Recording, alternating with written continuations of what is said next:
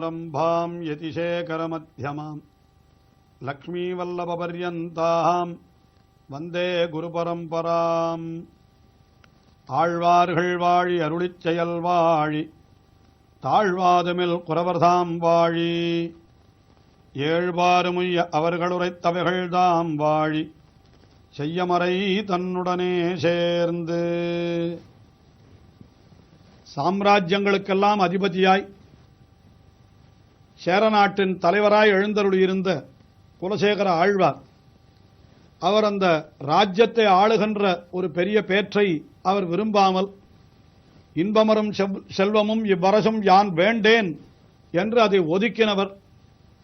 அந்த திருவரங்கனை போய் தான் சேவிக்க வேண்டும், அவனோடைய அங்கேயே தங்கியிருந்து அவனுக்கு தொண்டு புரிய வேணும், அங்கே இருக்கக்கூடிய அடியவர்களோடு தான் புறையறக் கலந்து பரிமாற வேண்டும், அரங்கனை சேவிக்க வேண்டும் என்பது மட்டுமல்ல, அந்த அரங்கன் கோயில் திருமுத்தம் சேரிசை தொண்டர்கள் இருக்கிறார்களே, அந்த இன்பமிகு பெருங்குழுவு காண வேணும். காணுவது மட்டுமல்ல, யானும் இசைந்துடனே என்றுகொலோ இருக்குனாளே, என்றைக்கு அவர்களோடு இசைந்து என்றுகொலோ இருக்குனாளே என்று இதையே தமக்கு பெரிய ஒரு பாரிப்பாக கொண்டிருந்தார் குலசேகர ஆழ்வார்.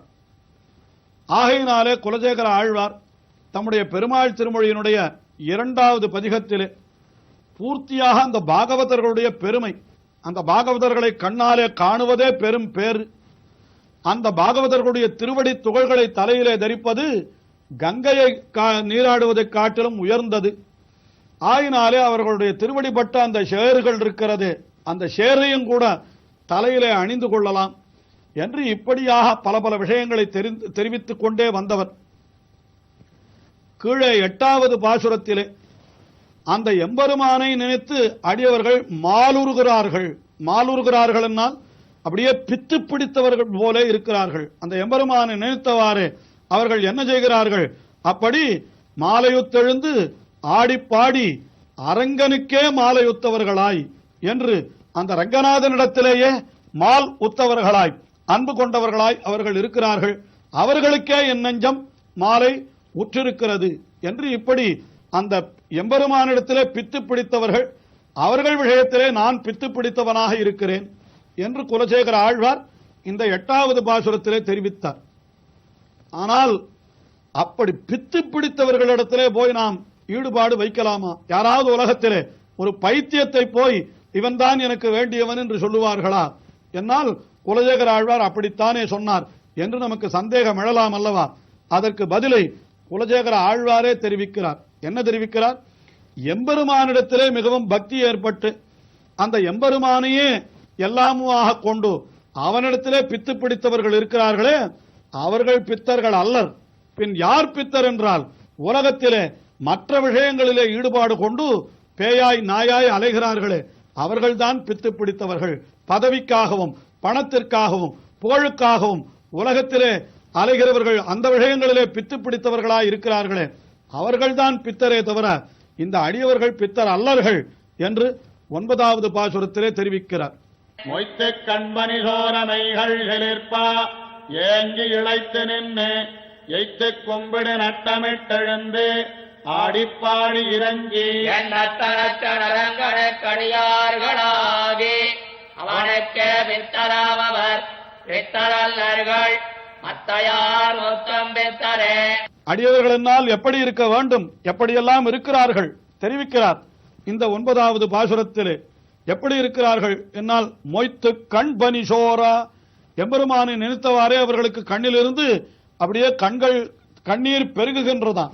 மொய்த்து கண்பனி சோரா மெய்கள் சிலிர்ப்பா, அது உள்ளலாம் உருகி குரல் தழுத்தொழிந்தேன் உடம்பெலாம் கண்ணநீர் சோரா என்று சொன்னாரே பெரியாழ்வார். அதுபோல இங்கேயும் என்ன தெரிவிக்கிறார் இவர்?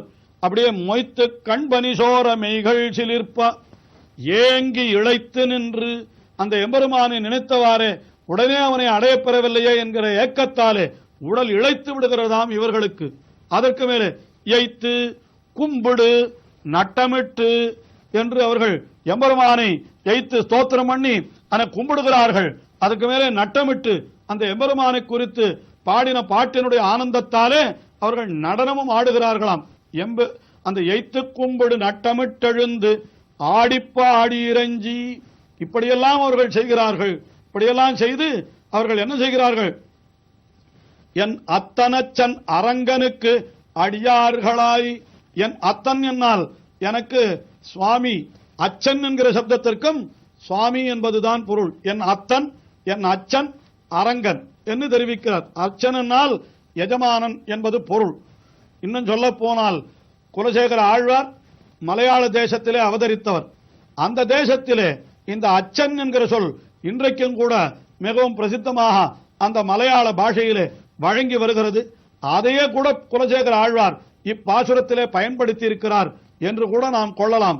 என் அத்தன் அச்சன் அரங்கனுக்கு அடியார்களாகி அவனுக்கே பித்தராமவர். அந்த எம்பெருமானையே அவனுக்கே பித்தராமவர் என்னால் அவன் ஒருவனை தவிர வேறு எந்த விஷயத்திலும் தங்களுடைய புத்தியை செலுத்தாதவர்கள் இருக்கிறார்களே, அப்படிப்பட்ட பித்தர்கள் பித்தர் அல்லர். அவர்கள் பித்தர் அல்லர், அவர்கள் பக்திமான்கள் என்று சொல்லணுமே தவிர அவர்களை போய் பித்தர்கள் என்று சொல்லலாமா? பின் யார் பித்தர் என்றால் மற்ற யார்? முற்றும் பித்தரே. அந்த எம்பெருமானை விரும்பாமல், அந்த எம்பெருமானுடைய அடியவர்களை விரும்பாமல், இந்த உலகியல் விஷயங்களையே விரும்பிக் கொண்டு எதிலேயோ ஈடுபட்டு கிடக்கிறார்களே, இவர்கள்தான் பித்தர்களே தவிர அவர்கள் பித்தர் அல்லர் என்று. எம்பெருமானுடைய அடியவர்கள் அவர்கள் பித்தர் அல்லர். எம்பெருமானிடத்திலே ஈடுபாடு கொள்ளாதவர்கள் யாருண்டோ அவர்கள்தான் பித்தர்கள் என்று இந்த பாசுரத்திலே அப்படி மிக அழகாக 9வது பாசுரத்திலே தெரிவித்தார். ஆக இப்படி 9 பாசுரங்களிலே அந்த அடியவர்களுடைய பெருமையை எல்லாம் மிக விரிவாக அழகாக தெரிவித்த குலசேகர ஆழ்வார் இந்த 9 பாசுரங்கள், அதாவது இந்த பதிகம், இந்த பதிகத்தை கற்பவர்களுக்கு என்ன பயன் என்று சொல்லி தலை கட்டுகிறார் 10வது பாசுரத்திலே. அவர் சொல்லுகிற பலன் என்னன்னா, இந்த 9 பாசுரத்திலே என்ன சொன்னாரோ அதையே 10வது பாசுரத்திலே பலமாகவும் சொல்லுகிறார் என்பதுதான் மிகவும் ஆச்சரியமான விஷயம். அல்லிமா மலர் மங்கைநாதன் அரங்கன்மை அடியார்களிடம் எல்லையில் அடிமை பிறத்தினில் என்னமேவு மனத்தனாம் காவலன் கூடல் நாயகன் கோடிக்கோன் குலசேகரன் சொல்லடன் தமிழ் மாலை வல்லவர் தொண்டர்களாவரே. எம்பெருமானுடைய அடியவர்கள் என்று சொல்ல வேண்டுமே, அதற்காக எம்பெருமானை சொல்லுகிறார். அல்லி மாமலர் மங்கைநாதன் என்று. அல்லி மாமலர் மங்கை, அல்லி மாமலர் என்னால் ஒரு தாமரை பூவிலே தோன்றினவளான திருமகள் பெரிய பிராட்டியார்.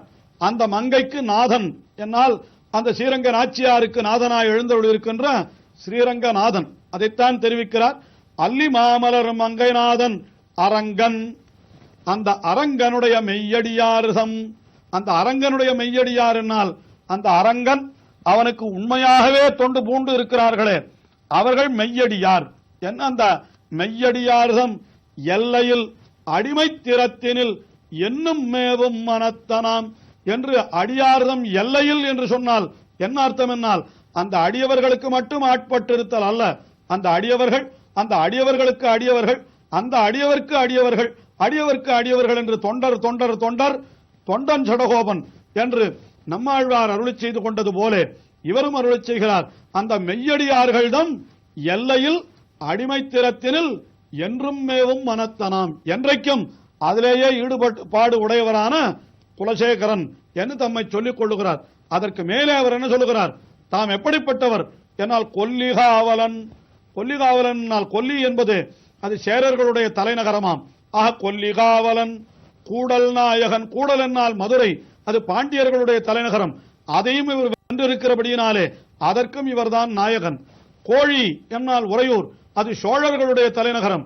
அதையும் இவர் வென்றிருக்கிறபடியினாலே இவர் அந்த கோழிக்கோன் என்று சேர சோழ பாண்டிய ராஜ்யங்கள் அனைத்தையும் தன்னுடைய கையின் கீழே கொண்டிருப்பவர், மற்ற சாம்ராஜ்யங்களையும் வென்றவர் என்று தம்முடைய அந்த பராக்கிரமத்தை தெரிவிக்கிறார். கொல்லிகாவலன் கூடல் நாயகன் கோழிக்கோன் குலசேகரன். அப்படிப்பட்ட குலசேகர ஆழ்வார் அருளி செய்த இந்த 10 பாசுரங்கள், இந்த பாசுரங்களில் வல்லவர்கள் சொல்லின் இந்தமிழ் மாலை வல்லவர். சொல்லின் இன்தமிழ் மாலை, நமக்கு இனிமையை பயக்கக்கூடிய மாலை இது. இதை கேட்கிற பொழுதே ஆனந்தம் உண்டாகிறதாம். அப்படிப்பட்ட தமிழ் மாலை என்னால் மிகவும் இனிய மாலை. இந்த இனிய மாலையை வல்லவர்கள் அவர்களுக்கு என்ன பயன் என்று கேட்டால் தொண்டர் தொண்டர்களாவரே, அடியவர்களுக்கு அடியவர்களாக ஆகப் பெறுவர் என்று இந்த 10 பாட்டிலே தெரிவிக்கப்பட்டதே பாகவத சேஷத்துவம், அடியவர்களுக்கு ஆட்பட்டிருத்தல் தானே. ஆகினாலே இந்த 10 பாசுரங்களை கற்பவர்கள் அடியவர்களுக்கு அடியவர்களாய் இவர்கள் விளங்குவர்கள் என்று இதையே பலனாக சொல்லி இந்த பதிகத்தை தலை கட்டுகிறார். அப்படி இவர்கள் அடியவர்களுக்கு அடியவர் என்ன அந்த எல்லையில் நின்றவர் என்று சொன்னால் தன்னை எதற்காக இப்படி கொல்லிகாவலன் கூடல் நாயகன் என்றெல்லாம் தம்முடைய பராக்கிரமத்தை சொல்லிக் கொண்டார் என்று சில பேர் கேட்கலாம். இங்கே இதை சொல்ல வேண்டிய அவசியம் இல்லையே, இது அகங்காரத்தை என்னோ காட்டுகிறது. நான் 3 ராஜ்யங்களுக்கு அதிபதி என்று எதற்காக சொல்லிக் கொண்டார் என்னால் அப்படி 3 ராஜ்யங்களுக்கு தாம் அதிபதியாய் இருக்க செய்தேயும் கூட அதையெல்லாம் வெறுத்து இவர் எப்படி இருந்தார்னா எல்லையில் அடிமைத்திறத்தினில் என்றும் மேவும் மனத்தனாம் என்று அந்த பாகவதர்கள் அந்த அரங்கன் மெய்யடியார்களுடைய அடிமைத்திறத்தினில் என்றும் மேவும் மனத்தனாம். பெரிய சாம்ராஜ்யம் எல்லாம் என்னுடைய கையடைப்பின் கீழாய் இருந்தாலும் அவற்றையெல்லாம் நான் வெறுத்து இந்த அடியவர்களுக்கு அடியவனாய் நான் இருக்கிறேன் என்று அதைத்தான் எனக்கு நான் பெருமையாக நினைத்திருக்கிறேன் என்று ஆழ்வார் நமக்கு அதை காட்டுவதற்காகத்தான் இப்படி அந்த கொல்லிகாவலன் கூடல் நாயகன் கோழிக்கோன் குலசேகரனாய் இருந்த பொழுதும் அரங்கன் மெய்யடியார்களிடம் எல்லையில் அடிமைத்திறத்தினில் என்றும் மேவும் மனத்தனாம் என்று தெரிவித்தார். ஆயினாலே நாமும் கூட எவ்வளவு உயர்ந்தவர்களாய் இருந்தாலும் எவ்வளவு பணம் படைத்தவர்களாய் இருந்தாலும் அந்த அடியவர்களுடைய திருவடிகளிலே அன்பு பூண்டிருக்க வேண்டும் என்பதை நமக்கு உணர்த்தும் விதமாகத்தான் இப்படி இந்த பாசுரத்திலே அருளி செய்தார். அப்படி அந்த பாசுரங்களை கற்பவர்களுக்கு என்ன பயன் என்னால் அவர்கள் தொண்டர்களாக ஆவர்கள் என்று அதையே பயனாகவும் சொல்லி தலை கட்டினார். இப்படி குலசேகர ஆழ்வார் அற்புதமான பாசுரங்களை இன்னமும் அருளி செய்துள்ளார். அவருடைய அனுபவங்களை தொடர்ந்து செய்வோம்.